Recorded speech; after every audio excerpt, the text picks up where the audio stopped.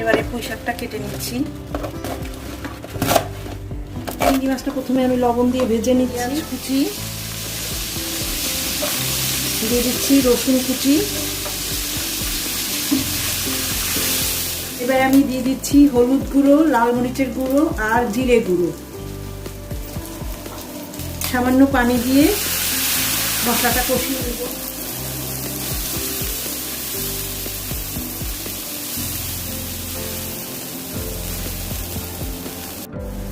মশলাটা কষানো হয়ে গিয়েছে, এখন আমি পুঁই শাকগুলো দিয়ে দিব। ভালো করে নেড়ে চেড়ে মশলাটা আমি এখন মিশিয়ে দিব, তারপর আবার ঢেকে দিব।